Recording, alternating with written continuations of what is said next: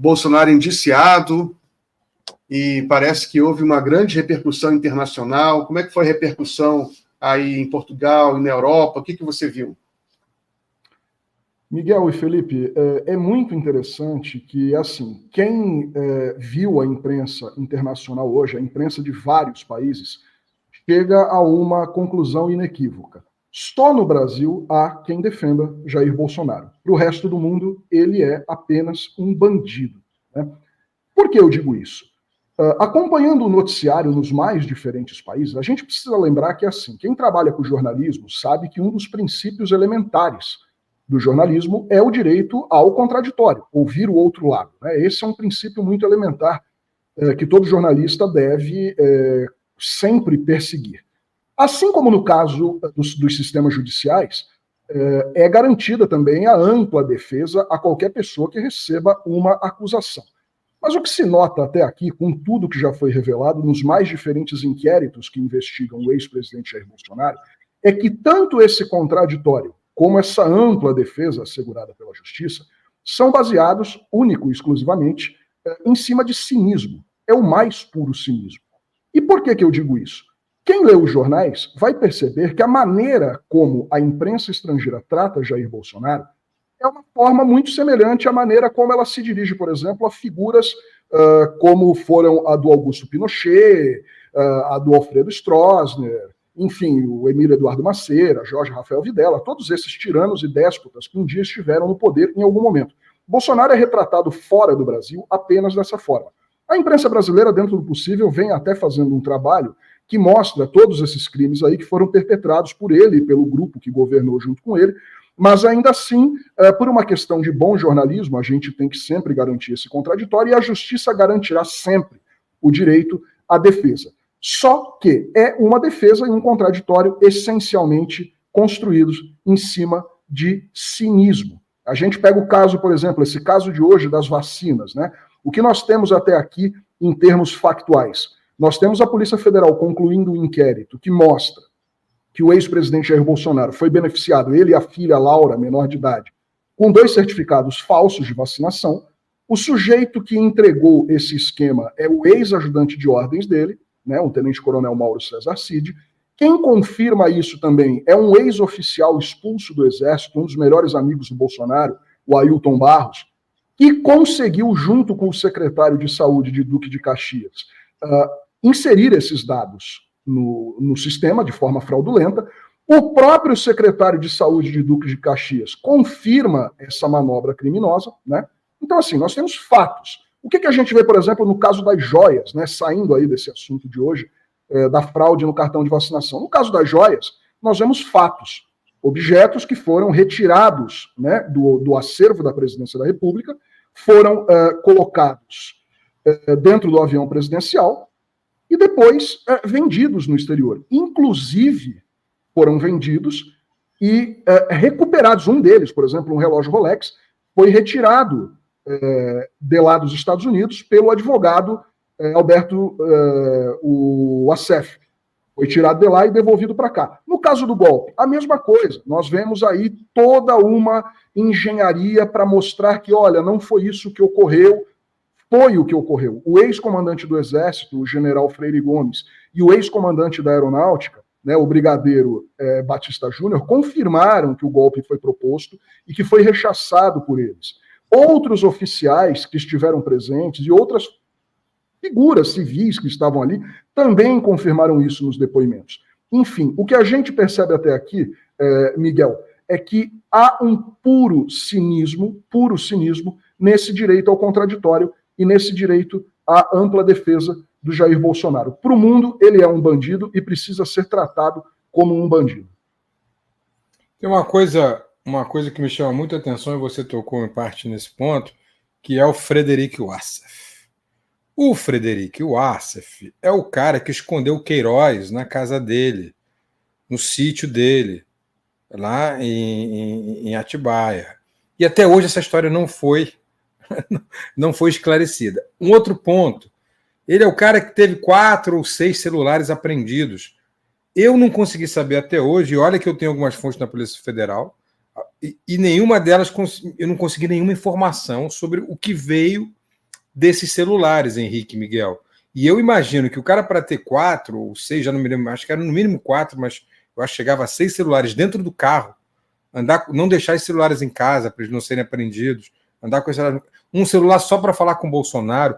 Eu fico imaginando a quantidade de material que o advogado pessoal da família Bolsonaro tem para incriminar a família Bolsonaro. E nada disso foi discutido ainda. E olha que a gente já tem, como você já disse, Henrique, provas robustas para condenar o Bolsonaro em vários crimes. Mas ainda não apareceram as informações desses celulares. O que vocês acham que pode ter nesses celulares? Porque eu, sinceramente, não consigo entender por que ninguém abordou esse tema ainda. Não sei. Quer comentar, Henrique?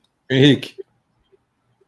A impressão que dá em quem acompanhou todo esse processo envolvendo todos os inquéritos a que responde o Jair Bolsonaro é que o Frederico Wassef tinha digamos assim, um papel ali essencial, que era de realizar atividades, digamos assim, por baixo dos panos. Ele não fazia um papel de um assessor oficial, como o Mauro Cid fazia, e como outras figuras que a gente conhece aí, que permearam esse governo de extrema-direita que perdurou por 4 anos no Brasil.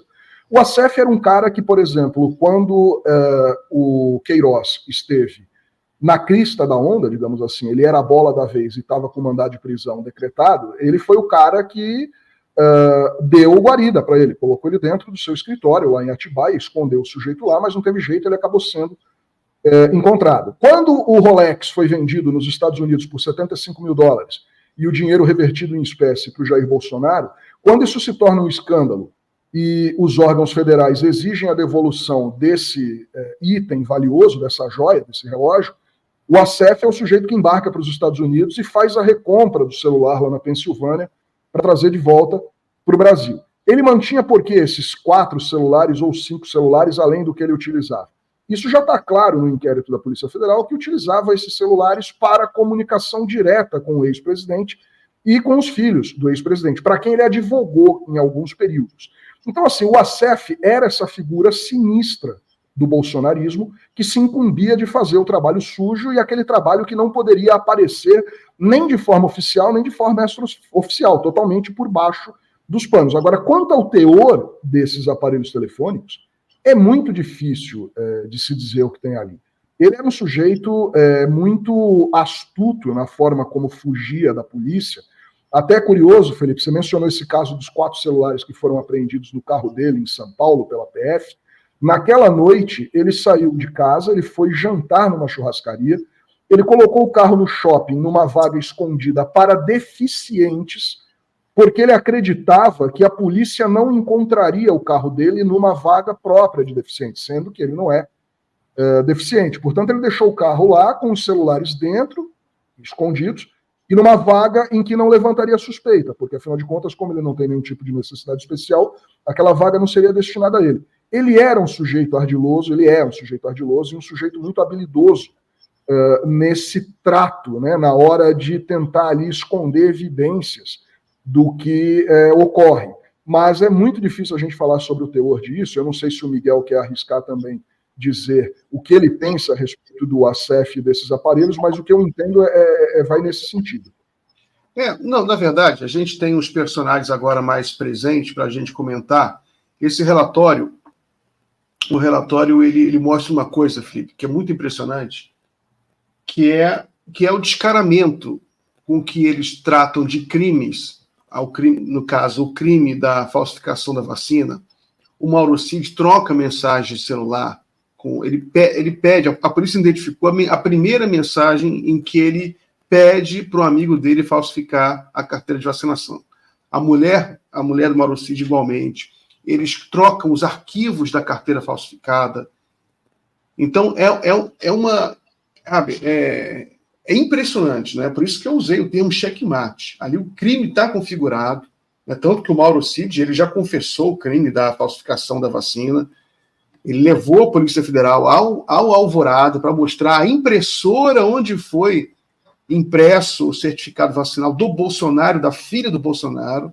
Diz que o Bolsonaro pediu para que a vacina fosse falsificada. Aí a gente vê, por exemplo, quero trazer uma repercussão já de agora. Né? Os bolsominions ficaram perplexos pela manhã, só tentando fingir que estavam tranquilos, né? Mas agora esse rapaz aqui, ó, que é o Van Garten, né? O Van Garten, que era o Fábio Van Garten, que era o secretário de comunicação do Bolsonaro, ele foi para a CNN e falou isso aí que eu queria comentar, Felipe. Né? O que está acontecendo é pior que a Lava Jato. Né? A CNN, chefe da SECOM, critica pedido de indiciamento. Agora, não é pior que a Lava Jato. A Lava Jato prendia todo mundo sem prova, e era outra situação. Agora você tem um relatório com a quantidade de provas contra o Bolsonaro. O Bolsonaro, se fosse Lava Jato, o Bolsonaro estava preso há muito tempo. Né? Então, você tem uma quantidade de provas, de prints, de conversas, depoimentos. É uma coisa muito grande. Agora, também há de se considerar que a ironia, né? Porque eles adoravam a Lava Jato. Tanto que eles levaram o Sérgio Moro lá para o Ministério da Justiça. O Bolsonaro foi lá bajular o Sérgio Moro no aeroporto. Eles adoravam. Eles são filhos da Lava Jato, eles não seriam eleitos, o Bolsonaro não seria eleito se não fosse o processo da Lava Jato. Por isso, inclusive, que eles idolatravam o Sérgio Moro. Né? O processo que afastou um pouquinho o Sérgio Moro do Bolsonaro, inclusive foi temporário. Hoje em dia, o Sérgio Moro voltou a ser um amigão do Bolsonaro. Tanto que na campanha de 2022, o Sérgio Moro foi no debate, no último debate, estava lá juntinho. Então, que história é essa de Lava Jato? Que hipocrisia é essa? Lava Jato, vocês são lavajatistas. Né? O que você acha, Felipe?